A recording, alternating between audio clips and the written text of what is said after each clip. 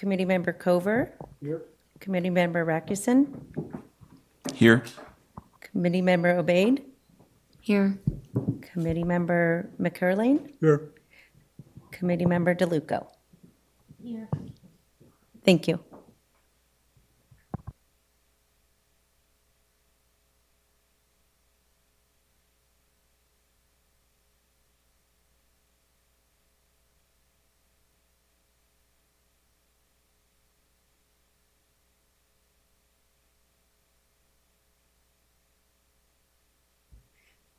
Are you muted, Chair?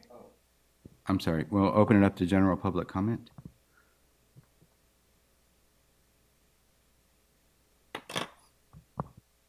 I believe we had Wendy Jacobs from the Relief.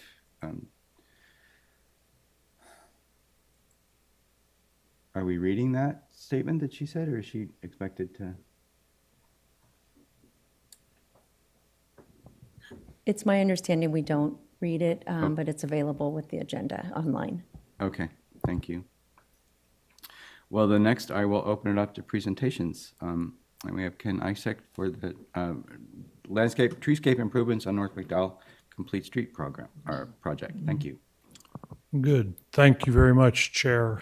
So I'd like to present the North McDowell Complete Streets, the treescape program that we've been involved with and developed, and it's very exciting. I'm impressed that as much work has gotten done in the short amount of time and putting something forward. So, I'm sorry, we're seeing the tree ordinance update yeah, on she's screen. getting there. Yeah. So, is this the first in-person meeting for the tree committee? Second, okay. We're doing good so far. Yeah. So, You're the first in-person presentation. okay. Yeah. And I should start out, thank you very much, Chair and committee members on this topic. So, good. So I'm just going to start quick little bit of background. So we started the contract was went before the council in October, and the contractor started in December, and we're going to continue the work now, on either side of McDowell, going into probably December is what we're looking at right now. So, all right, do you have it? Okay, there we go. So I'm going to talk a little bit about project scope, goals, the typical section that we're improving, the tree type and count, and what is the typical plan view for the improved section. I'll open it up for questions. So this project is going from Sunrise Parkway up to Old Redwood Highway, just under 2 miles. And we're affecting the entire corridor, and there's a lot of nuances to this corridor that, looking into the future, we're taking what was done, 40 plus years ago, and we want to improve it for the next 40. So with that in mind, how can we complete streets means active transportation. How can we make sure people can take the bus, to the Petaluma Health Center? How can they walk? How can they bike safely in this area? We've got the smart station that'll be going in. We've got Danco development, all those different things going in around Corona. How can we improve the entire corridor? And the trees are an important part of it. I'm also very focused, particularly right now with the landscaping that's in there and trying to improve those conditions. So the scope is active transportation, and we've got a number of sidewalk gap closures that need to be there, and having seen sort of how the street functions, how the corridor functions, people take transit, they're walking in the street. People in Petaluma Estates, one fine gentleman, Fred, while I was out there, he's in his wheelchair. He has to time his transit in his wheelchair for the smart tracks, and then he has to be on the road. And I'm like, this is crazy. So we closing the sidewalk gaps, improving the bike facilities. We're also looking at the full signal enhancements along the corridor to make traffic move smoother. The transit is a big thing, people getting off Petaluma Transit and heading over to the Petaluma Health Clinic. How do they make that transfer there? And then obviously pavement improvements. That's probably one of the biggest out of all the potholes in city streets. I get the most calls about the pavement conditions. And then what can we do to improve the landscaping along that, the trees and the drought tolerant landscaping. So. All right, so the overall goals, what were the picture that we're looking at on the right there, that's the high injury network. And basically anything that's orange, yellow is problematic. There's been, serious collisions that shows the density of those collisions. And so safety is the number one thing. Improving the pavement structure, active transportation again. We're looking at reducing congestion, improving the transit access, expanding the bus pads. And, this, of all the roads, the arterial roads in Petaluma, this has the most truck traffic. It's very significant in that it's kind of it's a key economic hub for the city. So.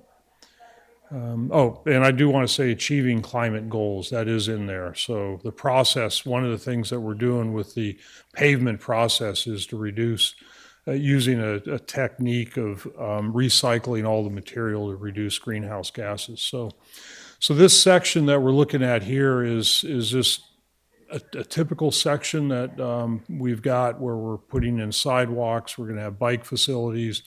We want to increase trees. When I've come before you, I had to identify that there was up to 27 trees that would have to be removed. And we've been fortunate enough to work with the city's arborists as well as our consultant arborists to limit that removal. And it looks like it'll probably end up being about 20. And the 20 trees that are having to be removed, some of them are in poor health, and we could look at replacing those with something that's a little bit better, more appropriate for the particular location. So these are some of the tree types and the numbers that we've got. So valley oaks and coastal live oaks are in the mix there. We've been fortunate enough to meet with Roger on site, Andrea, Wendy Jacobs, and they've been very good in looking at the overall tree palette that we have and the opportunities that we have in trying to get a diverse group of trees in there. So. We're looking at locations where we could replace with 150 trees, and some of the, and I'm sure this is part of your, your expertise in knowing about this, but I look at sightline issues. So what are trees doing on the corners as they, bloom and such? Are there going to be any safety issues with that? We've got to look at property lines. The city has had to purchase a number of 8 properties in particular just to put the sidewalk in. And so the tree locations, some of them may be on private property, and that's something that we would want to, kind of as we move this forward, how does the city partner up with the particular property owners to get install the trees? So. All right, so here's a typical section. We've on the left side, we've got our oak, we've got toyons and red buds that are going in there, and this had a lot of thought put into this. So Integra, Michael Cook is a landscape architect.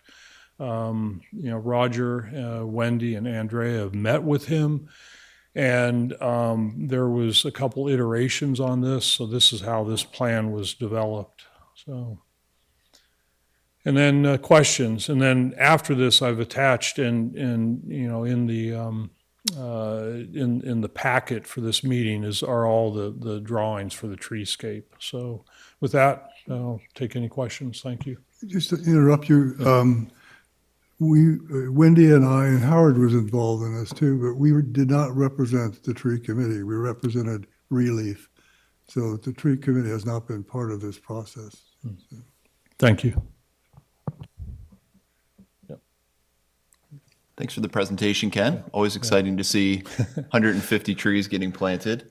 You know, something I'm thinking, looking at the cross-section diagram, when it comes to public right-of-way, you know, how many trees are actually in the public right-of-way, and are any of these plantings relying on partnerships with private property owners on either side? Excellent question, because some of them are just, that's something that we need to go back to the drawings and refine that, because that was something that we picked out. I didn't want to, at this point, I want to just, you know, get the concept out there, but we definitely need to go back. Some of them are literally just over the property line. And,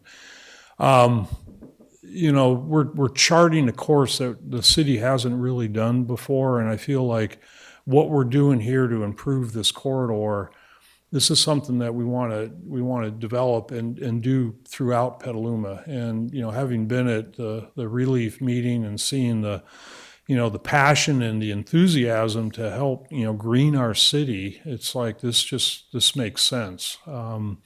So thank you for identifying that, and it's something that I need to work with the city attorney on and figure out how we want to do it. But there is adjustments, and just not to head down the rabbit hole, but anywhere you do work in Petaluma, the property lines, the easements, the right-of-ways are just a myriad of, you know, different conditions, complicating situations, and we're an old city, and that's just kind of how it's developed. So yeah. Well, and I wondered if there's any new, I don't know if you'd call it like technology and kind of how we structure new road developments, if there's ways of maximizing that right of way, whether it's bulb outs or, I mean, you would know better than I do, but Yeah. how to maximize that. Yeah, I've done a lot of work with City County, San Francisco, and you know, as an offshoot, you know, to, you know, greening the corridor. They also look at you know, best management practices, BMPs, and so can you put in you know, other appurtenances within the right of way to kind of help. You know, not send all the runoff down to the river, and then to couple that with, you know, introducing trees and you know, landscape elements. So I think in the big picture, that is something that we definitely want to, you know, try to find. Those. We're going to be at the frontiers of public right-of-way design and working with private property owners to incentivize planting trees. So that's really exciting. Yeah. And then my last question, thinking about how the trees are going to be watered in this plan. Maybe we haven't gotten this far. Is Purple Pipe involved? Any like advantages that we have there?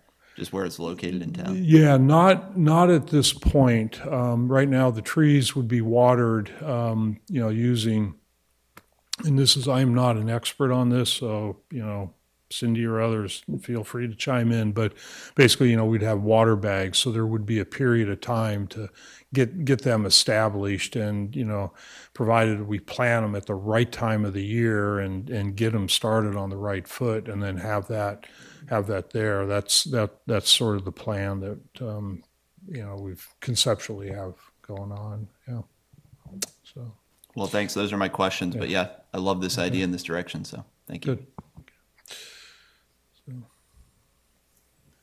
A question is, as I understand it, these are proposed trees, and you don't have the legal right to plant them on private property yet. As I understand, is that right? So- Some of them, it's a mix. Okay. Some of them, it's a mix. And so what you know, before we finalize the drawings, I'm going to go and, you know, work with Integra to shift them over, try to get them into, you know, the city's right away. I want to, actually, before I get too far ahead of that, I want to sort of make sure that we've, you know, I've got consulted, like I say, with the city attorney, with with Cindy, the street crew, you know, what's the best way to you know, do this type of this implementation. So But as I recall, your cost estimate included planting the trees themselves, planting the trees and maintaining the trees for a time period. So it would be no cost to the property owner. It would just be his agreement to let it happen. that at this point, that's what we have thus far. But that is a bigger discussion that has not been vetted within the city. So I get concerned. Anything that we do that's going to require more maintenance, how does the city manage that, and are we planning for that? And I just want to make sure that that's set in here. That has not been fully worked out. But this is our opportunity to figure that out. So that's how I look at it. So, yeah. Well, thanks, Ken. Thanks for bringing this to our attention again. I think that what I said before was it's really not a complete street until we got the trees really figured out. And it sounds like you've made a lot of headway with the help of a lot of folks involved, Relief and others. So thank you all. And I don't know that I have much to say about the specifics. I would just like to voice that the more canopy we can get in this town, especially on a street like this, the bigger the tree, the more canopy, the more beautiful and the more livable those streets will be. I have a preference for uniformity when it comes to those large species. So to the extent we can get some uniformity there, I think it improves the beautification of the street as well. Thank you. Thanks, Ken. It's really very good news for everybody that this project is happening so quickly. Thank you for the safety and for giving us some shade so that it is easier to walk in the hot months. My questions are about, I'm aware that there was a water services replacement project along Petaluma Boulevard, North McDowell. And I'm aware that we got something like $6 million federal free money for Purple Pipe. And so I'm wondering if you could please share with us, since you're in Public Works, and I imagine this Purple Pipe extension that's been proposed, as I understand it, to run outside of town, if there has been any turnaround in that decision that was expressed about 2 years ago to bring gray water to this area for your trees. And what would it take to do that if it has not happened yet? Because getting Purple Pipe to this area and beyond is a priority for a lot of folks. Thank you. Yeah. So I can't answer the specifics of the Purple Pipe location. I know that there is a master plan, and Dan Herrera is the one that's intimately involved in that work. What I had understood is that it was put in on Sonoma Mountain Parkway and would come in through that direction. North McDowell is a really unusual street. We've got the PG&E high pressure transmission lines that are in that corridor. It's and they're somewhat shallow. They were installed a while ago. That's a lot of the work that you see currently on there. So this is all to say that it's a difficult street to just to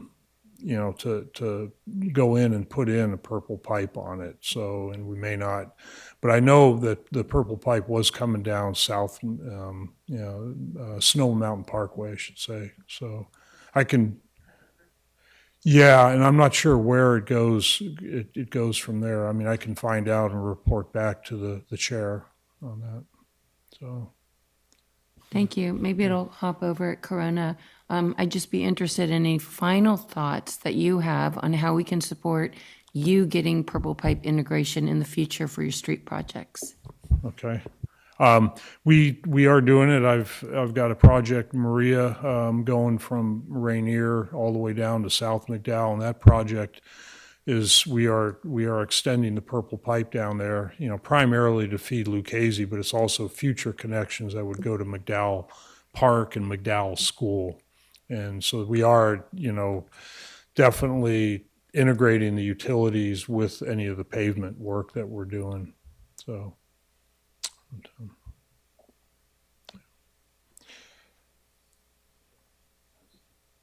Just as a follow-up to this, thinking about this as a template, is this something, we kind of have this nice informal working group using the great resources here in town, professional folks with relief.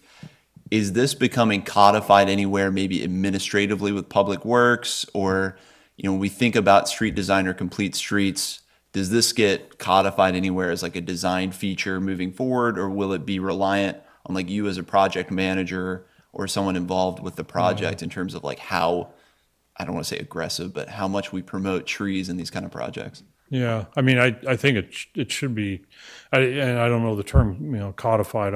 It's not going to be something that's going to necessarily go into the municipal code, but I feel like any of our standard, street details and designs would have some element to reflect on that. And this project is, like I say, it's the busiest arterial, this in Washington, but it's got the most truck traffic, and this is where we want to kind of chart the course and how do we bring it into something that's after we're not here, that we make sure that the city, moves on with it. And, I think the general plan is probably a key part of that. And,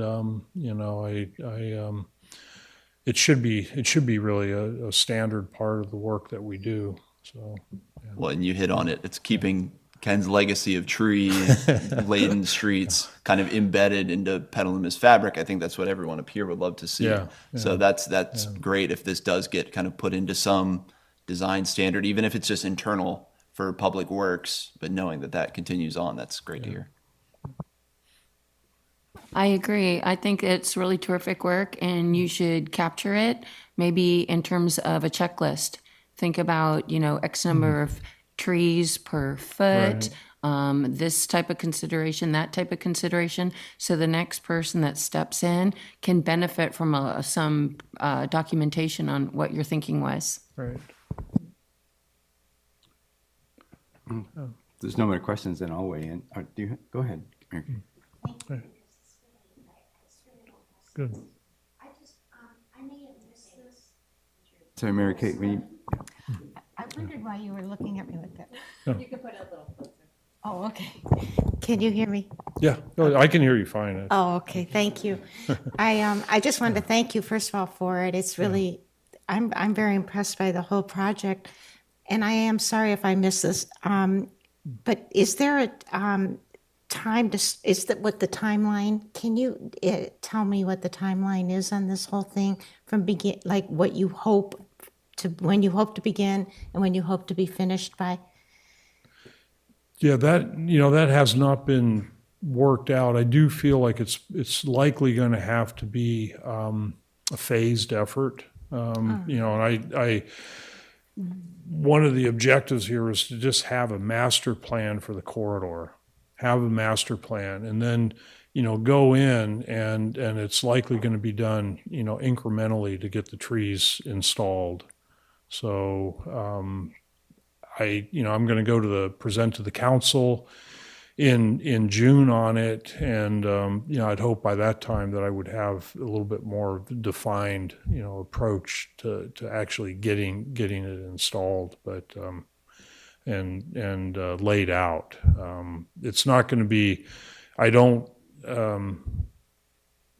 feel like at the end of this contractor's work, we may, but not necessarily have all 150 trees in.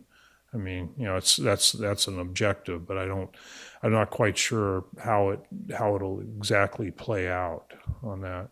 So I'm sorry I can't be more specific and say, we'll have it done on a certain time, but that's, we're kind of charting this course now. So, Could it be years before you even start, or are we? I don't think so. I mean, there's a lot of things, like I say, this corridor is, Smart has got their multi-use path going in. They've got their track panels where you cross on the road. Those are going to be going in middle of next year. Their station will start, middle, late part of next year. You got the development, the Danco developments, all these things over the next 2 years pretty much, are going to be, it's going to be tied up in construction. So there's a lot of changes in the trees on the portions that we can affect. I see that as going into a capital improvement project and moving forward in that manner. And there may be other, like I say, Maria, I'm trying to get those trees put into that construction package. The trees on North McDowell were not in the original construction package. So there's just in order to affect the change, we kind of got a little bit of a late start on this, but we've got a master plan. That's the key thing. And it will happen. So, is that vague enough for you? Yeah. I can't, yeah. Clarification, I'm a little concerned that this may never happen if other things don't happen. So it's kind of a proposal, but it's not necessarily a plan yet, achievable plan. Yeah. Also, my concern is if you're taking out trees, you need to replace the trees you're taking out by whatever the regulations the city uses to replace a tree in terms of the amount of wood or whatever the calculation.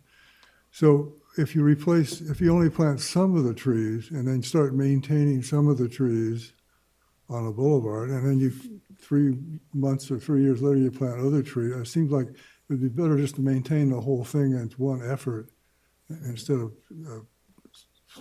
spotting trees and maintenance, and it seems like a real mess. Yeah. You bring up a really good point, Roger, in making sure that trees that we take out, that we replace, and I do feel like that does need to happen. But it's how do we, again, how do we maintain all these and then the nuances, where they're actually specifically located. But we're driving it forward, and, I would hope with check back in 3 to 6 months, and we're going to have, a much more solid game plan on it. So, yeah. Any more questions?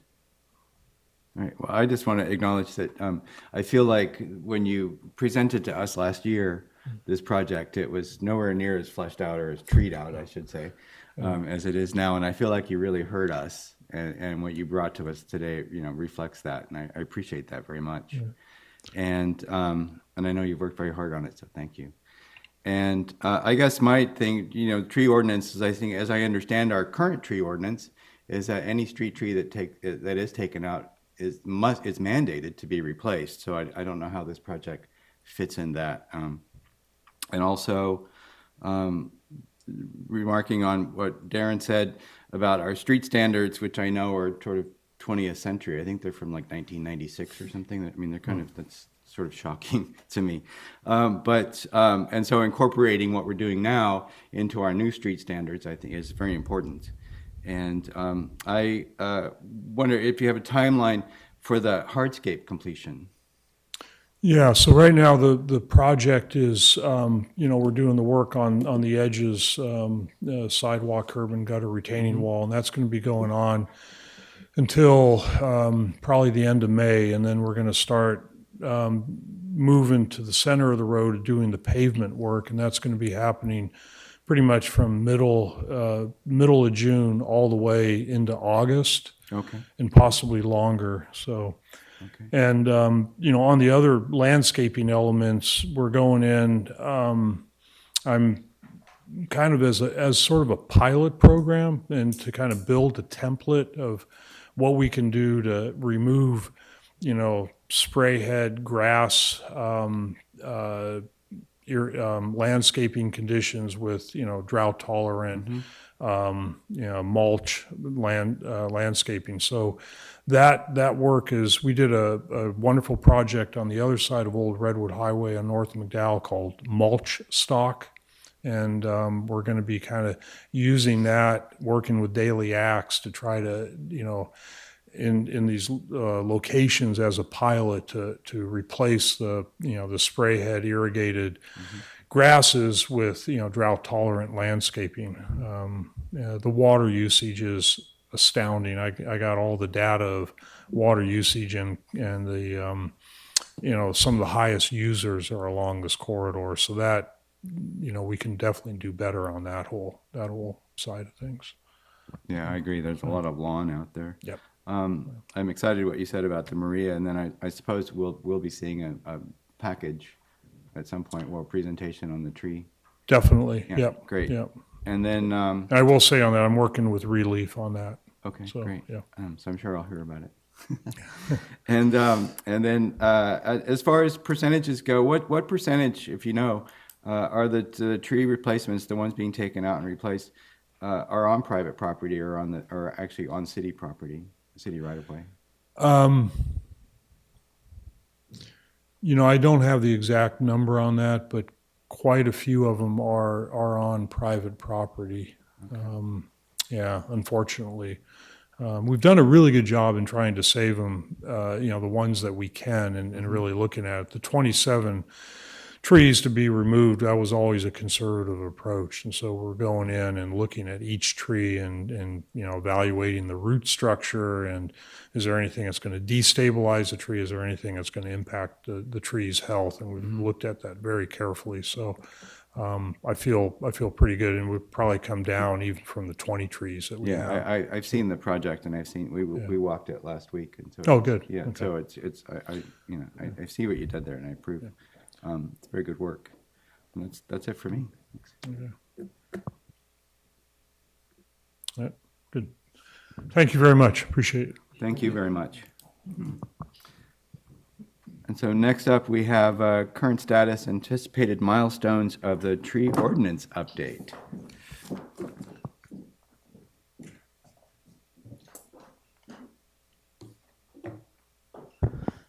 Good afternoon, Chair, committee members. Happy to be before you today, and especially happy to be before you in person. It's a nice change. So I'm here today. There's been a lot of questions about the tree ordinance update, where things are, what's the timeline, what the opportunities for the Tree Advisory Committee to be engaged. There's a couple things that I've heard that are not true, and I kind of want to myth bust and tell you where we are and tell you where we're headed and tell you what we've been looking at to move this project forward. So that's what I'm here today to talk about, is really where we are and where we're headed, and where we envision this body being part of that process. So as a little bit of background, as I'm sure you all know, an update of our tree ordinances is part of the city's top 10 priority that the council adopted. So that is very exciting, and it really helps us prioritize those efforts as like these are the key things we're going to be working on in the coming year. So more specifically, when that priority was made, it was really identified that trees have benefits across the board. So wildlife habitat, carbon sequestration to mitigate climate change, reducing the heat island effect, beautification. They support our bike and ped efforts. It's a lot nicer to walk down, as committee member Obaid said, it's a lot nicer to walk down a street when you've got a tree canopy over you. So really recognizing the benefits of trees across multiple disciplines, divisions, and just for the betterment of our community. We also realize that our current ordinance really doesn't align with the community's goals. It is an ordinance that was adopted in 2008, and I'm not even sure if it was new when it was readopted in the implementing zoning ordinance in 2008. So it's out of date. It doesn't reflect our vision, our priorities for the community. So this priority is really looking at updating our tree preservation ordinance, but also going beyond that. It's looking at updating our internal processes, our permitting. It's looking at tree maintenance provisions. It's looking at our street trees and how to maintain and increase our tree canopy along our right-of-ways. And overall, it's really changing our approach to maximize tree preservation and maintain and expand the tree canopy. So that's the task before us. That is the general priority guidance we have as we move to updating our tree preservation ordinance. Next slide. So this is the timeline that was presented and accepted by City Council back in March. You will notice, and I've abbreviated a little bit here to get it to fit on a slide, but one of the things that we added in this most recent discussion with council is the second item, which is really that ongoing coordination with the Tree Advisory Committee. And that's just shown throughout, showing that commitment to working collaboratively and having checkpoints with this committee to give input. And I know we're going to run into some policy decisions that we need to think about, and we could do it this way or we could do it that way, those kind of decisions, and thinking of this committee as being our local experts to help grapple with those decisions. So we have been gathering the background information, reviewing that, pulling ordinances from different jurisdictions. And so that is, we've got our package of that information, and now it's time to sit down and start trying to map out some of the details of the ordinance to update that document. Next slide. I just want to go over kind of the information we have gathered to date. So we have worked with Cindy to have the information that the Tree Advisory Committee has been discussing and working on. A list of policy and ordinance changes to explore that came out of one of your meetings, an outline of all the places that the city regs reference trees, and meeting notes from several of your meetings. We also have reached out to Relief to gather the information, because we know a lot of information was gathered by Relief, and so we have gathered that information from Wendy, including recommended tree ordinance terms, their red line edit suggestions to the ordinance, and then also they started an Excel sheet that was comparing Petaluma's existing ordinance, Petaluma's desired ordinance, and other jurisdictions that they kind of pulled out as examples to look at what those other jurisdictions did. So this is all making up that background information. We're also, our CPA, as you know, did a white paper regarding resources and recommendations, and they kind of grouped it into a tier 1 and a tier 2 for the kind of ideal tree preservation ordinance. So we do have that white paper, and we are, and that recommendation to our CPA actually came out of a regional group of planning managers, planning directors from each of the jurisdictions. And at one of those meetings, we said, hey, here's something that's coming up in Petaluma. I'm sure other jurisdictions are grappling with outdated tree preservation ordinances, bringing them up to speed with our climate initiatives. And wouldn't it be nice if we worked collaboratively as a region to support each other and build off of each other's efforts? So our CPA, as they do with these type of topics, said, well, we'll start kicking that off. That's where the white paper came from, and we're actually meeting at the beginning of next month to sit down again to have a discussion of what's next, what would be helpful for all of the jurisdictions, if there are certain things that would be helpful for us to kind of have a brain trust to talk about. We have also gathered all the ordinances that Relief's recommendations included to have those as examples. I know Fairfax was one that was particularly kind of identified as being an ideal tree ordinance. Granted, it's a much smaller community, but that it had a lot of good stuff in it. I also know Palo Alto is something that a lot of people point to as a good example. So we've gathered all of those case studies or local ordinances to kind of have to look at for key things we might run into. So that's kind of what has gone into that review of background materials. And of course, if we have overlooked anything that has been discussed or we should have, happy to gather that through Cindy if we've overlooked anything.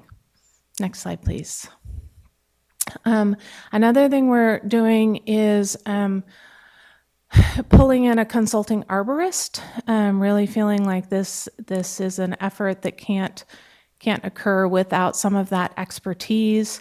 So really looking to partner with an arborist to work collaboratively through the process, one that understands what our objectives are, what our policy direction is, including early suggestions in drafting the ordinance, being a collaboration with our general plan policy development, as well as our ordinance update, and kind of have that collaboration and back and forth as we run into questions or having somebody look at something that we might develop and see, hey, does this make sense? Are we pushing it far enough? Should we be looking at something else? As well as when we get to that step of like looking at our internal processes in response to the updated ordinance, making sure those are translating not just to a city staff person, but making sure they make sense to somebody actually in the field who is doing this work as their profession. Also, another thing that we are exploring is looking at having an ongoing contract so that when we do need that kind of consulting arborist expertise, maybe a development project that comes in that we want additional information or we want a peer review of documents that have been submitted, we have somebody kind of right there who is familiar with our policy direction that can help us look at those things. Next slide. So just kind of, this is a very basic, this is an ordinance update, so there are certain procedures that an ordinance update has to go through. So this is like bare bones, but just to understand the process, really, data collection and review. So we've gathered all this information. Now we sit down and we start drafting the ordinance. We do community engagement. We go to our committees and commissions, come to the tree advisory committee, and then ultimately any ordinance that is updated has to go to the planning commission for recommendation and ultimately is at the discretion of the city council. So the next slide, I tried to flesh that out a little bit, and you maybe won't be able to read this. Maybe you will on your little tiny screens, but really trying to, it can be kind of a simple, basic process, but thinking about it like where arborists will come in, where tree advisory committee will come in, and this isn't set in stone, but this was really an example to show you the way we're thinking about it, working with that arborist as we start to draft the ordinance, anything we draft, have them look at, coming to the tree advisory committee, getting your feedback, updating it, kind of going through that cycle again. So my point here is really you're part of this process. The kickoff, the starting point of this was gathering information from the Tree Advisory Committee and Relief, and that's really our starting point. We're now trying to pull it all together, and we'll be back before you for more discussions. Next slide, please. So again, just really wanting to share this with you in terms of some of the ideas for where we see this collaboration, regular updates with Cindy so that, we can we can give an update once a month that she can give verbally just to let you know where we are and what we're doing. And then, looking for maybe, I started by saying June as a study session, but then I felt like I needed to make sure, maybe give a little more wiggle room in there. June, July, I don't know what's on your agenda. I don't know, with our consulting arborist where we'll be, but thinking doing a study session to bring back an update and maybe where some of the key points are that we're looking to this committee for their input on different directions we can go. Looking for partnerships when we do outreach with the tree committee, reviewing and collaborating on the iterative drafts. This is not something you sit down and you write, one day and away you go. This is something that you draft. You look at the examples, you pull from different sources, you talk it through, you say, oh, what we're missing is this, or, this doesn't seem to go far enough, or this seems really onerous, and you revise and reflect on it. And then obviously the tree advisory committee would have more of a formal recommendation at the end. When we go to the planning commission, when we go to the council, they're going to want to know that the tree advisory committee was part of this process, and their recommendation. So, that's what I have. I know everyone probably wants really specifics on what are you doing about this, or, what's the specifics here, and I'm not there. I don't have that to share with you today, but I wanted to share just where the process is, and where we see pulling all of you in to be part of that process. And I'm happy to answer any questions to that end. Thank you, Heather. And I'll open it up for questions. Roger? Yeah, and I think I'm the one to ask for this review to Cindy, because I read the notes from the council meeting that says that staff has everything they need from the tree advisory committee to collect materials. They have resources from Petaluma Relief, and they have library information, work plan of completion. None of this I've seen, and none of this I know anything about. So it would be helpful for the tree committee to know what it is you have and what you're operating from, what's your platform. Because I don't know if we approved it or if there's an agreement here or anything, but you have what you need. But I don't know if any of us know what that is. When it says have what we need, I think it's at the starting point. So we reached out to Cindy to collect all the meeting notes, collect there was a document that I believe the Tree Advisory Committee put together, pulling all of the sections in all of the municipal codes and regulations together.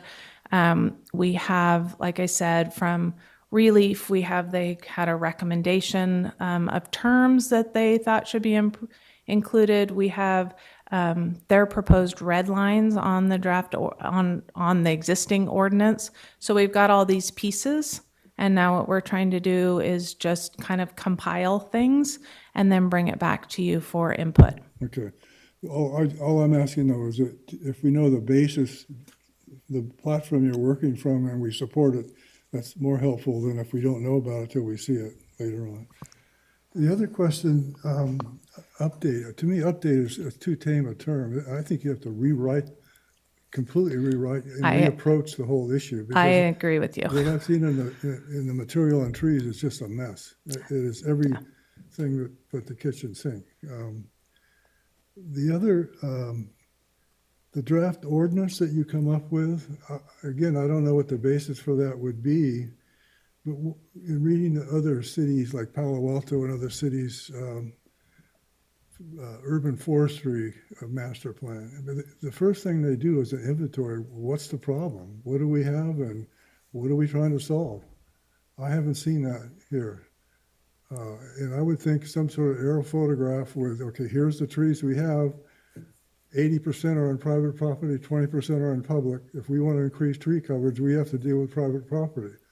And the policy ought to be developed with that focus. But right now it's like, we punish people for taking down trees, and we can't plant trees on private property, and we can't control what they really do in private property, but we want to increase canopy, but it just sounds, it sounds impossible to me. So one of the issues is, when will we do an inventory of what do we have in coverage, and what are the species, and what do we need to do about it to improve our condition? Well, I think the first part of that is an inventory that is happening in the near future on public properties. Is our starting point, and that is something that Cindy is working on. So that is a starting point on that. And obviously, then like our maintenance and our of those, developing that maintenance and preservation for the city's trees will come out of that. On the private, What I'm saying is a whole category missing in the city's tree ordinance is, if you want to get more coverage of trees, you don't do it on public property at this point, because all the property is in private front yards. So you need to find a way to approach private property on a block-by-block basis or neighborhood basis and say, look, there's a program to enhance your street. There's funding, or there's different ways of funding it and overseeing it, but some sort of educational aspirations for the neighborhood versus we'll just do our public property stuff and the rest of the stuff falls where it may. That just doesn't seem the Heather, right if you don't focus. mind if I step in. So, what we'll say is that we're starting, right? It's going to be phased. And phase one was always the approach to do the inventory of the public trees, because it's a huge scope and project to do it all at once. But we don't know where we are at, so we have to have a starting point at one point. So what we will do is probably dovetail that with stage two, right? Once we get through the public space, is that how do we approach the private space? And Roger, and I understand your frustrations, and I know what you're saying, but that we have to have a starting point somewhere. And I think what Heather is speaking to is that with the grant that we have, that's what we were funded to do, right? Was to do an inventory to start the urban forestry management plan that I'm going to provide an update for in my committee comments, and where we're at with that is to start that inventory, right? To start that process. I disagree entirely. The public property tree focus has been what got Petaluma into the problem we're in now. It's all private trees. I mean, I would say 15% of the trees in Petaluma are public. The rest is private. So what do you do with private land and increasing canopy? well, and some of that is, I mean, one of the pieces that we're doing is the ordinance that deals with private property. So no, we don't necessarily have a, like Cindy's saying, step two is, might be a inventory of all private trees, but we can update our regulations. Our regulations are not very strong to say prioritize trees. They, it's pretty permissive in our regulations. So by changing the way we approach that to have stronger language about protecting, and, I think one of the recommendations is, around hardscape, change your hardscape. If you're putting in new hardscape, change your hardscape Okay. before you take trees out. So some of it would be regulations to have stricter regulations for people to not Yeah. lose existing canopy on private The other property. thing I haven't heard mentioned is urban design. Trees are an important ingredient in urban design, and urban design is an important streetscape tool. None of that's in the tree ordinance. None of that's even dealt with and I'd like to find a way that the update of the tree policy can avoid having another South Petaluma Boulevard happen. And without an urban design overview on a street like that, a primary boulevard, Image Boulevard, you're not going to get nothing. So I'd like to see the tree ordinance start dealing with those big issues and not just deal with public parks, because that is not the problem. Yeah, it's definitely going to go beyond parks is one thing. It's Public land. And I think some of the urban design, streetscape items, I don't disagree with you. We have to start somewhere. So what we're trying to do is start with these things that we're talking about. I think updating streetscape standards, I think some language in the general plan about some of these things is very appropriate and would lead to secondary, efforts. But we do have to start somewhere and get something shifted sooner. So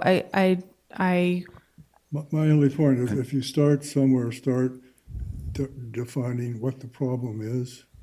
That just don't revise the tree ordinance because it needs revision. What is the problem we're trying to solve? And then the ordinance should be the best way to solve it. I'm gonna step in. I'm sorry, Roger. I think that, thank you, Heather. Again, I agree, start where we are, find a starting point and get to it. It's gonna be a process. I think that our tree ordinance there certainly is no teeth to it. I mean, it's sort of, there are consequences. Apparently, it says in the ordinance there are consequences to taking out your street tree, but yet there are no consequences. There's no accountability anywhere. And so it says, you're not allowed to do this, but you can do it, and there is no accountability. So I think protecting what we have is our first order of business, and I think a tree protection ordinance is where we should start. I think where we should start, and to get these trees that we have protected, so they're not being topped, so they're not being taken out. I mean, I know, homeowner developments where they get a permit to take out the street trees, and 4 years later, there still are no street trees. So, and there's no accountability. So, I'd like to see that changed first and foremost.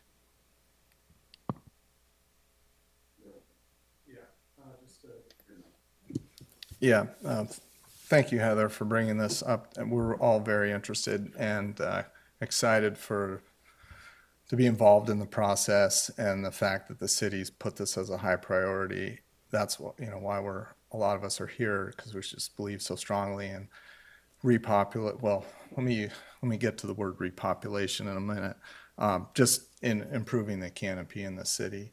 I think getting back to what the problem is, understand why the model we have in place isn't working the way we want it to work is important. And it gets back to the honor system and human accountability and human nature, and just people not acting in their own interest, but not in the interest of the community, which is when I'm talking primarily about street trees. So I think just one other point is that I think if we do an ordinance and we get it right this time, it doesn't necessarily, it keeps the status quo or improves it a little bit, but there's a lot of trees that need to be repopulated in our streets. So, homeowners who, have empty spaces in front of their streets. And I just would like to make sure that the tree ordinance also takes a close look at how other communities, well, I guess other communities don't have that problem because they haven't let it get to that point. But how we can uniquely figure that out. Thank you. Yeah, I agree, Bill. And I would include downtown in that. I've seen in the last 2 years, dozens of trees come out of downtown streets, and nothing's been replaced. So, go ahead, Darren. Thanks, Howard, and thank you, Heather, for the update. I know I'm one, like many up here, who's been chomping at the bit, even if I'm late to the game. And would it be fair to say, just in discussions we had in your presentation to council, I'm seeing this more as, I wrote down, new tree regime, that this isn't just the ordinance. So the ordinance as a starting place, I hear what Roger's saying with design considerations, promotion of trees, that wouldn't necessarily be in an ordinance. And that's why, when we see Ken here giving a description of like proposals for complete streets, to me, that's kind of another element of this updated focus on trees. And that's why I asked, are you codifying that somewhere? That won't show up in a tree preservation ordinance, but that might show up in a public works standard for how we do complete streets. So I guess, has planning identified those pillars?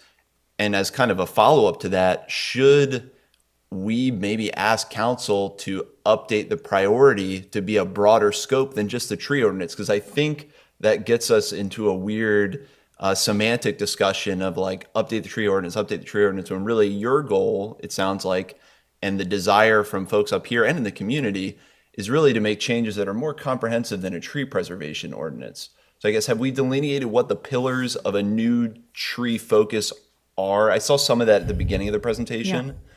And then do you think it's worth updating that council priority in some way to reflect that? I think ideally we would be looking at our regulations, whether they're in the Muni Code or the zoning code. So, street trees has been brought up a lot. And that is something that we need to look at. We need to look at whether it's our regulations or whether it's our permitting process enforcement.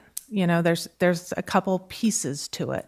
I think all that can fall under the priority as currently set by the council.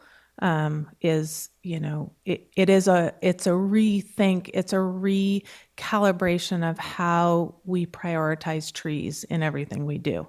And then I think things like, I made some notes when you guys were having back and forth with Ken about things that, no, it wouldn't necessarily be in a tree preservation ordinance, but we all know our streetscape standards are really out of date. And I think there's been a couple things related to either the general plan or the climate action and adaptation plan that's touched on streetscape standards. And so making sure that when we're updating our streetscape standards, we are incorporating street tree requirements. So it's fluid and it's a holistic change. And with that, would it make sense to have some centralized, and whether this is a working group, right now you can almost say it's constructed with folks at planning, the tree advisory committee, Relief, kind of all committed to furthering all these initiatives that are part of this big kind of game plan or strategy around trees.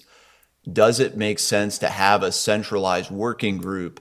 Or I know Roger talked about an urban forestry plan. So that's kind of like an organizing set of principles and maybe even personnel that are kind of keeping tabs on, where are we with internal processes? Okay, where's the tree preservation ordinance? Okay, what are we doing to promote this to private property owners? Maybe we need to reach out to Relief and run some initiative to really get people amped up about planting trees, or facilitate allowing us to do surveys of trees on private property to better delineate these issues. Is there kind of in your mind, and I know that's a huge question, but is there like an organizing principle or set of personnel maybe already between like public works, planning, who can be a centralized working group to kind of implement tree strategy? And then in engaging this committee with updates, like instead of just the ordinance, which obviously the ordinance is, there's a process that we follow, we bring it, we revise it, but then even this broader strategy, having some open rapport with this group, not only for the expertise represented here, but as a public forum for if anyone's interested what's going on with trees, which when you tell someone you're a tree committee, people have a million opinions on the tree they liked got cut down or whatever it is. To have a public forum to say, look, there are updates on tree strategy in the city that we're going to have. So that's a big open-ended question, but do we have like a centralizing element to kind of coordinate all these different efforts that might not be so neat as an ordinance? And then can that kind of bigger initiative engage with this committee? I think there is an acknowledgement that part of this effort is going to be cross-departmental because it has to be. It needs to have parks, it needs to have public works, it needs to have planning. We need to have our comms department. There's all of those pieces that ultimately are going to be part of this larger effort. So there's an acknowledgement of that. I think that it's a little, I'd like to think about and kind of talk with my colleagues about where we think, some sort of, how to involve this committee in furthering that. Because right now I'm focused on gathering the information and wrapping my arms around it. And as Roger said, when I look at the ordinance, I don't think it's worth redlining it. I think it's worth getting a fresh piece of paper because it's that significant of a change. So I feel like your question is really thoughtful and there could be some great strategies along that, but I feel like I can't answer it quite yet. Yeah, because I mean, in my mind, that would like some kind of working group, almost tree task force, who's identified this greater strategy and how the ordinance is one piece. And if we decide to focus on that first, because it's kind of the most obvious in terms of process, it's the most obvious flaw. You know, it's on the books, it's really weak. There's a lot we can do to change it, and there's already been a lot of work done. I think that kind of raises its hand as a great starting place.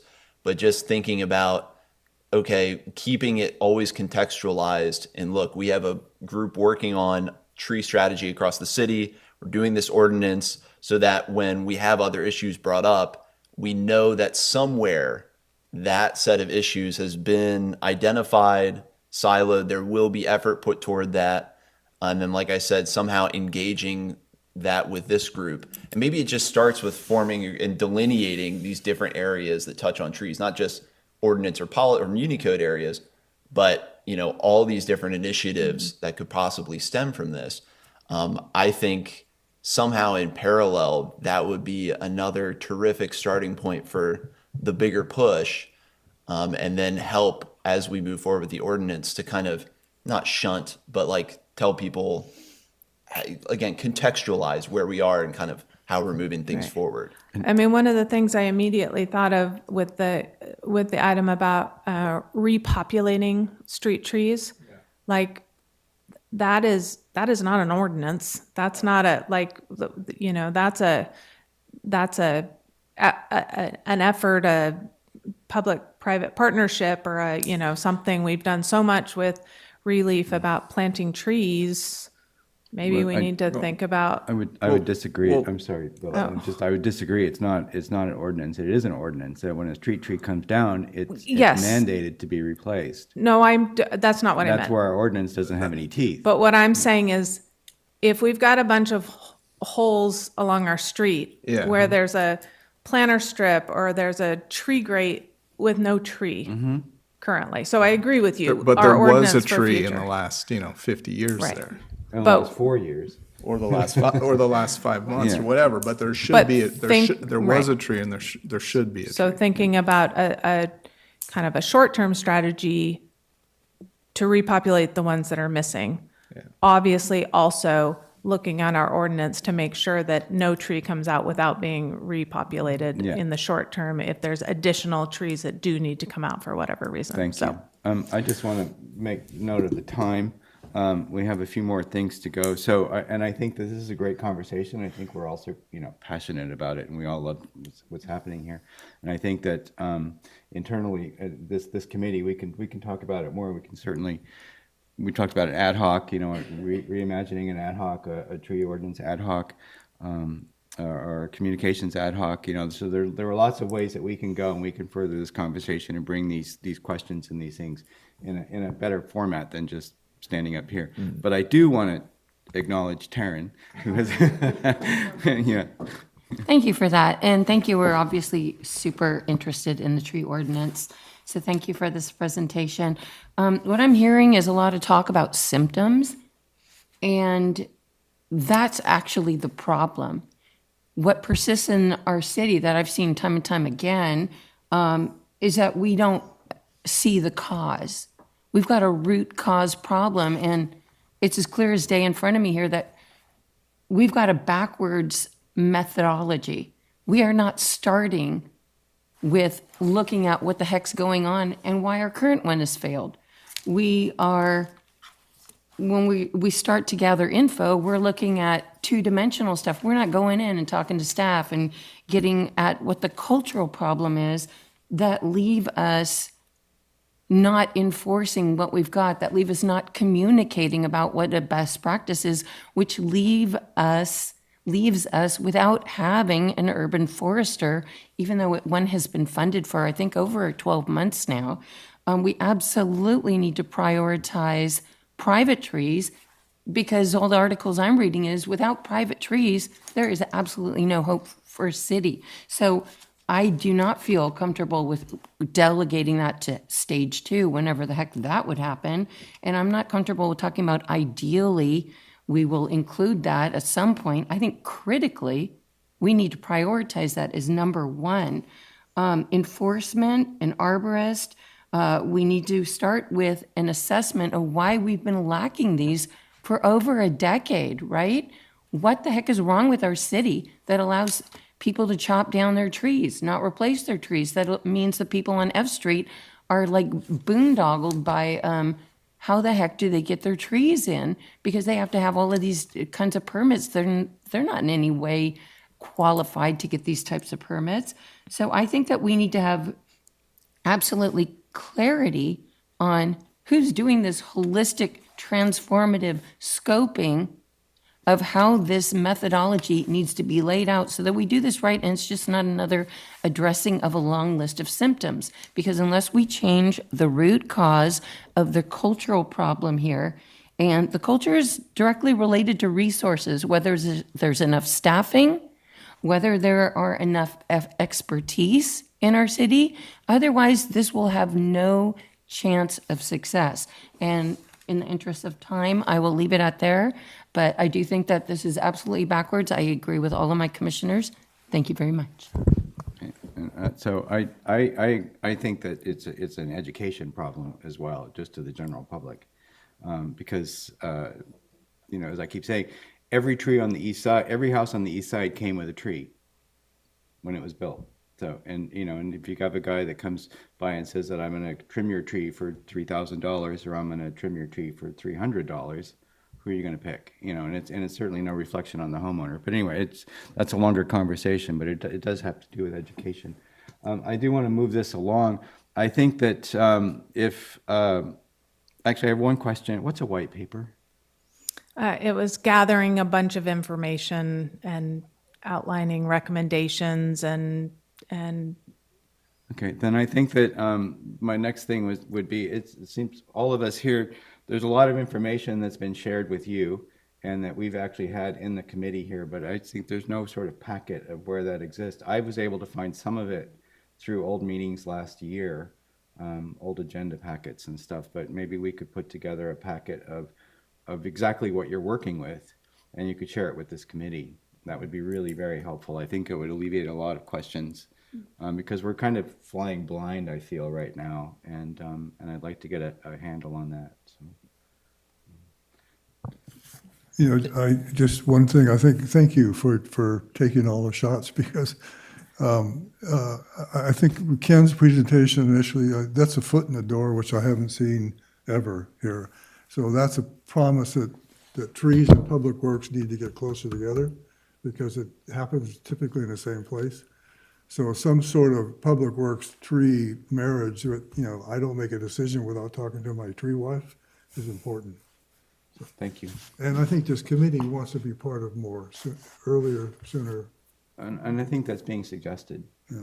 And that was my final thought and my point about centralizing. I would love to see us, and I would hope it's even this year in the budget, put together some kind of, like I said, personnel is usually where you centralize things, some kind of working group across departments. Ideally, someone who's either urban forest or design. We've talked about an arborist, which I think those are two different things. My understanding, speaking with Roger, those are two distinct disciplines, someone with design, someone with tree health and maintenance. But I think bringing someone on board who fits those qualifications and or forming a working group of folks in the city who already work with trees would be a great centralized body alongside an ordinance to kind of keep tabs on what are these strategy elements we're addressing around trees, and how can we move these initiatives forward and kind of be that centralizing area? And then how do we tap groups like TAC, like Really, and like be that centralized area for tree strategy? I think that's kind of echoing what Commissioner Obaid said, but I think that would be an amazing strategy as kind of a square one alongside giving teeth to the ordinances. So Thanks, Darren. thanks. With that, I'm going to close this and we'll move on. But thank you very much. I You're appreciate welcome. it. Thank you. So the next, we have the approval of minutes. Go ahead, Taryn. The minutes are in error in that they do not reflect that we discussed forming two ad hocs this meeting. I would like to point that out. And in addition, I'd like to move that in the future, we set our agendas for the next meeting in our meetings. Thank you. I'm sorry, it is reflected in the minutes, the discussion of format of communication and outreach ad hoc committee, and discussion of possibility including a tree that, oh, I'm sorry, that was wrong. Yeah. Committee agreed to discuss detailed scope of ad hoc at next meeting before forming. For the community one, but outreach, but not for the ordinance one.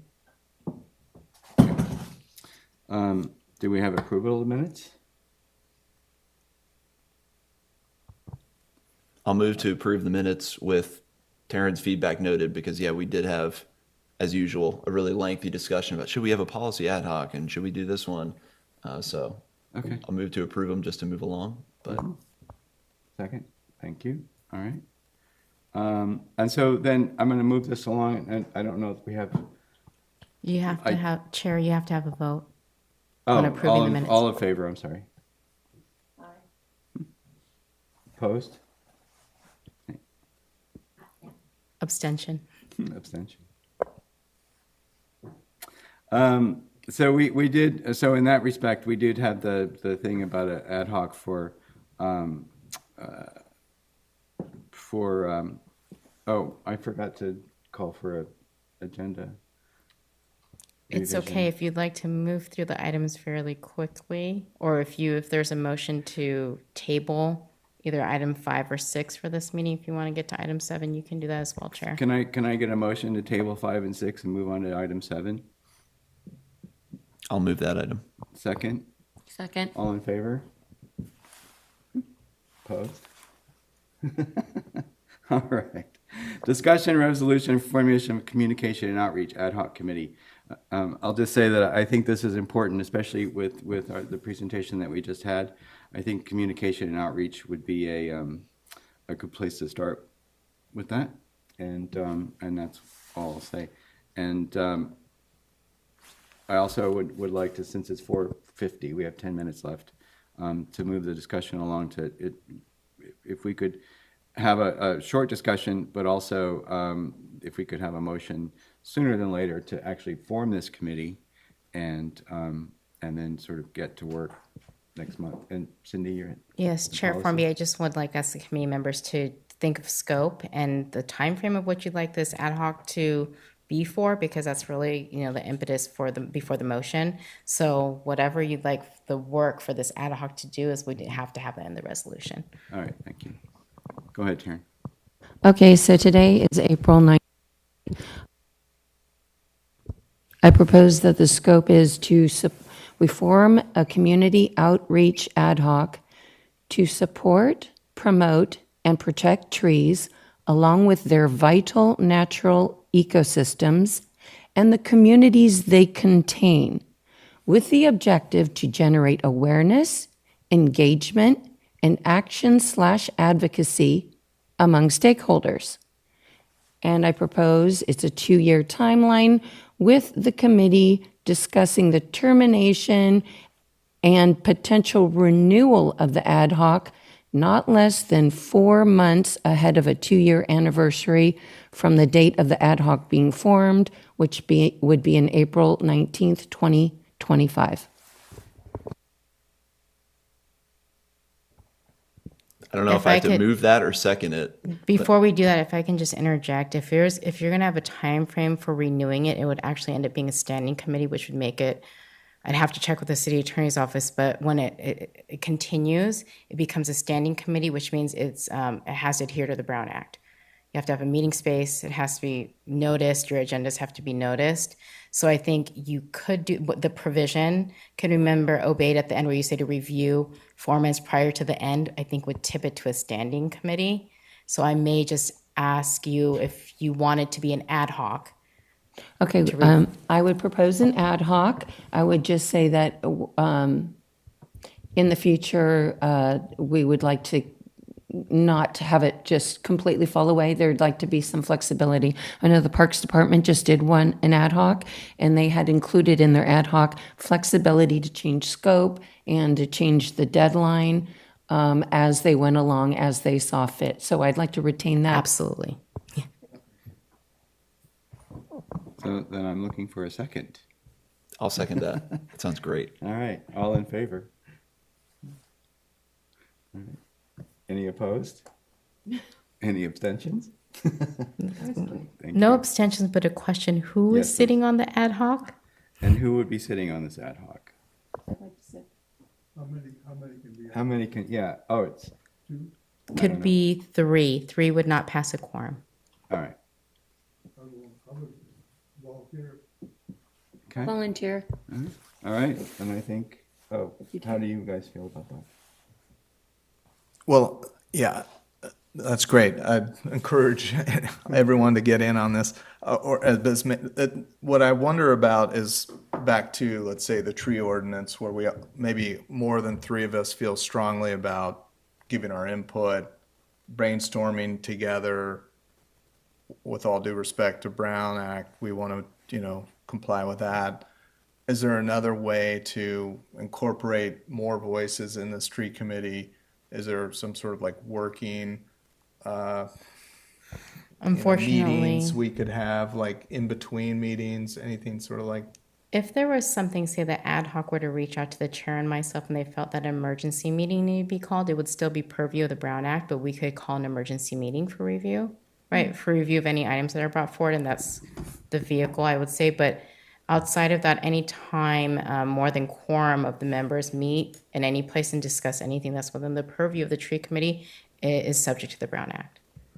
So, with that in mind, then, and since we're all so passionate about this, is it reasonable to propose that we reform another ad hoc to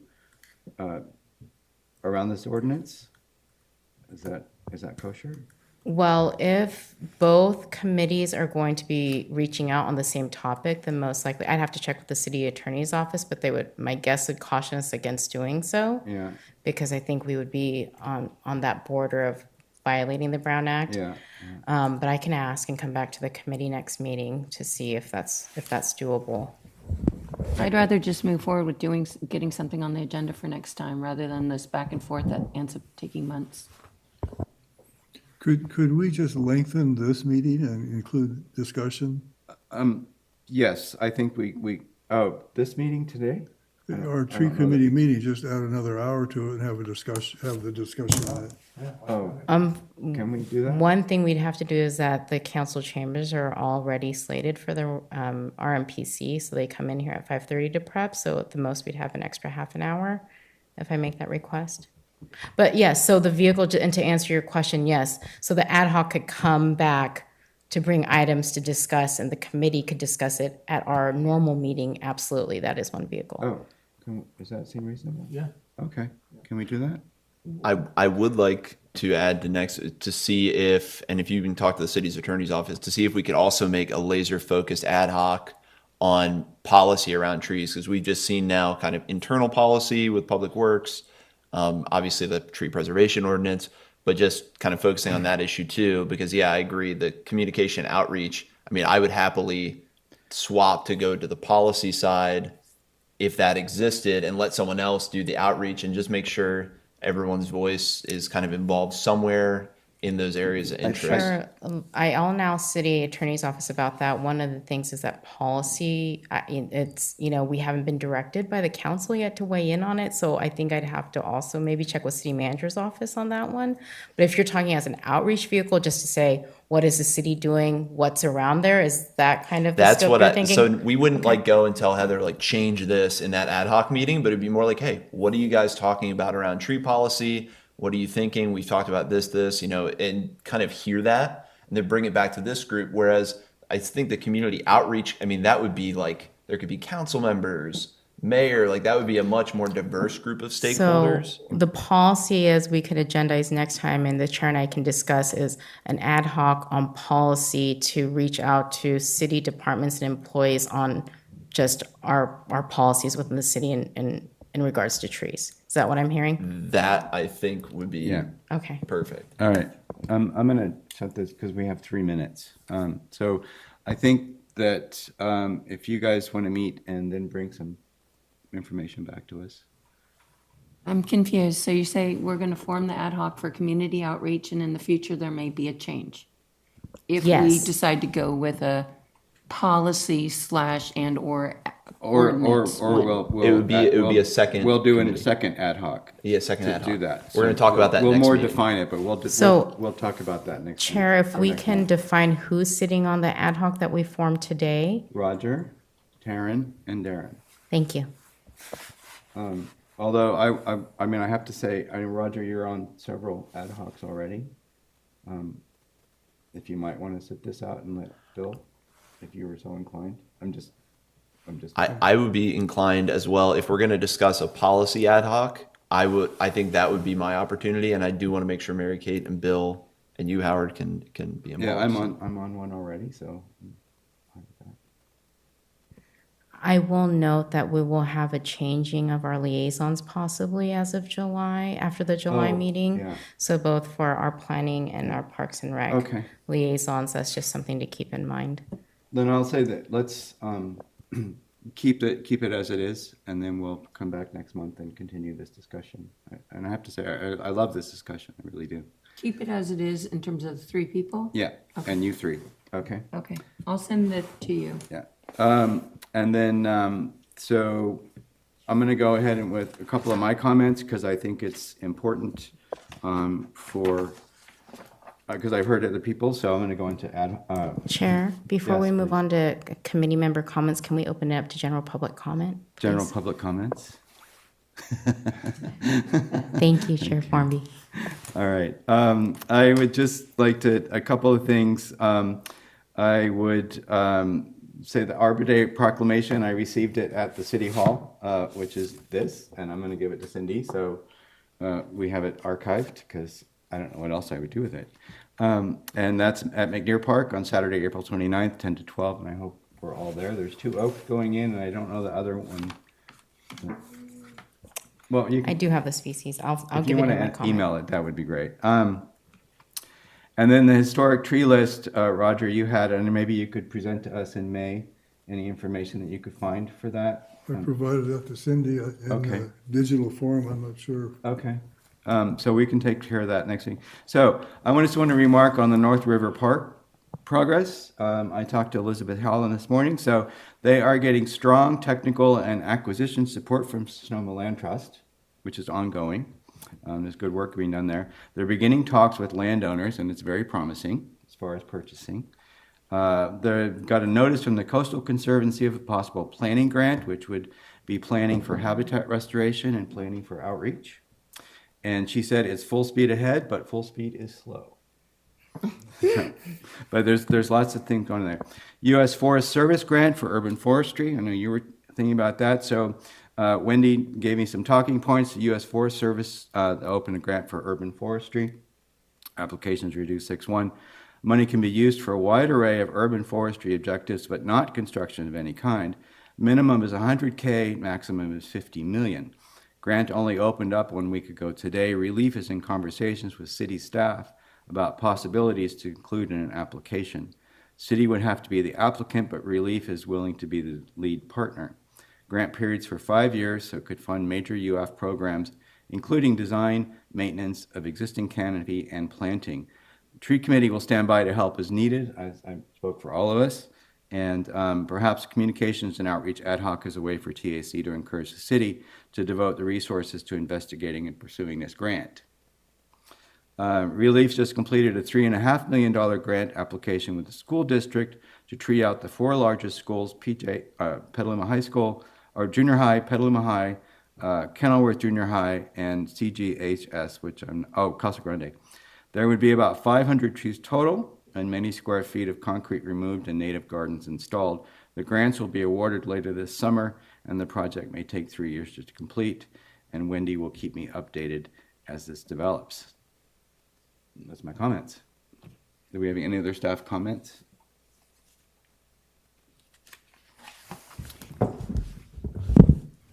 Are you going to talk about Parks Department? I was going to go to staff comment, or committee comments, so staff comments, please. we have time. Sure, I think major things is Howard already hit on the head is that Arbor Day, please don't forget on the 29th. I'd love to see all of our committee members. If you can be there 10 to 2, I'll be out there. Our 3 species are going to be the cork oak, the bur oak, and the pink dawn. So we'll be planting 3 trees. We have them in the yards, so they're ready to go. Outside of that, I just wanted to kind of update the committee on the urban forestry grant that we currently have, which is separate from what Howard was just mentioning. But it's the grant that we have in place, and I've got 3 quotes back to get the inventory going. Originally, we thought that past Chair Shribs was going to get some interns and going to do this inventory, but we've kind of shifted focus because we want to really kind of have good information to work with. So I've gotten 3 quotes, kind of sifting through those to see which the best one is to go for. They've all come back at 6 figures, so it's a little bit higher than we were hoping, but we need that information to start our inventory plan. That'll be phase 1, and we hope to complete that this summer, and then to move on to the city's urban forestry management plan for our city-owned spaces, right? How our maintenance, are we going to grow where we need to grow? You know, we have a lot of open space that we could plant in. We don't have any irrigation, right? But kind of trying to help us figure out kind of what that plan would look like. So it's all, the wheels are moving, and I think, fast is slow. I think I laughed when Chair Formby said that because I feel that a little bit. But good progress. I'm feeling really good about it. It's a lot of work, but, I'll be here plugging away at it. I'll keep bringing updates to you. If anybody, the committee has questions, feel free to reach out to me. I'm happy to talk to you about what we're working on. Once we make a decision on who we're going with, I'll also share that with the committee members. Outside of that, Relief, we did finish the 6 parks, so that's complete. And McDowell, which was not part of that. There's 3 parks within the urban forestry management grant that we'll be planting. There'll be a total of 75 trees. Kenilworth Park is included. I included that in that grant writing, but I don't know if it'll fit for the time frame, so I might have to find different funding to do the plan out of Kenilworth, just because that community feedback process is happening now. But Miwok, Fox Hollow, and Arroyo will be 3 of the other parks that are going to be included with that planting. So look for that most likely starting in the fall. Relief and I will kind of get our wheels turning about that, which, what our dates are and that process. Outside of that, the only other major thing is, you still have your small fund. We haven't touched it in the last year. If there's something as you're doing outreach, if you want to spend some of those monies, it's anything tree related. So just, that you still have about $11,000 there. So just know that little pocket of money is there to do maybe some good outreach or kind of help educating the public. I have a question. Yeah. May I? Kenilworth, I had done that plan, not part of this, but I had done a plan for Kenilworth Park a couple of years ago with Relief, and it came back at like $5,000 to plant it. And I was like, well, I'll just do that. But then we couldn't do it because of the drought. So is that still, not you have to use my plan, although that would be nice, but, if it's such a small amount like that, could we use that money to actually replace those heritage trees? We absolutely could. The one thing I'll tell you with the Kenilworth Park is having a complete revamp, and there is a drainage issue there, so they're going to have to regrade that park, and that's why I don't want to plant any trees until the grading is done, because then most likely the trees would But we be pulled out. could use that money to replace those trees. Absolutely. As a If the gesture. tree committee Okay. felt that's where you want to put Yeah. the monies behind, absolutely. Thank you. Would the city not have funds for that, since it's in our ordinance that they need to replace those landmark trees that they're removing? So Why would Jen- we use our budget for it if the onus is on the city to replace it? Because we only have to replace 1 for 1, but I think what Howard is speaking to is that he did a beautiful planting plan. He kind The of whole park. the whole park. So if it was outside of, just the ones that we're replacing, then I would look at, but otherwise I'd pull those from my operating. You're correct. And it's a lot of sycamores, which don't require a lot of drainage, so. I love me an oak tree. Chair Formby, I love me an oak tree. Thank you. Well, if there's no further comment, I think we'll adjourn the meeting because we're a little over. Wait. Yes, please. Pardon me, but at the Parks meeting tonight, there's presentation on Kenilworth Park of all the community feedback and what the vision is for moving forward, and there's 0 mention in that document of trees, FYI. So you might want to attend that meeting tonight at whatever it is, 6 o'clock. Thank you. That's important news. I missed the time on Arbor Day. What time does it start? 10 to 2, or 12. 10 to 12. And then on Sunday, Relief is doing a walk. I'll send the flyer along if anybody here would like to sign up to do that. It'll be pretty fabulous, a small group. They're going to keep it small. So they can actually speak to everybody and, kind of talk to them what they've done. Did you make clear which day it is? Yes, so Saturday, the 29th is McNair Planting, and Sunday, the 30th, will be the Nature Walk. Thank you. Meeting's adjourned. Thank you.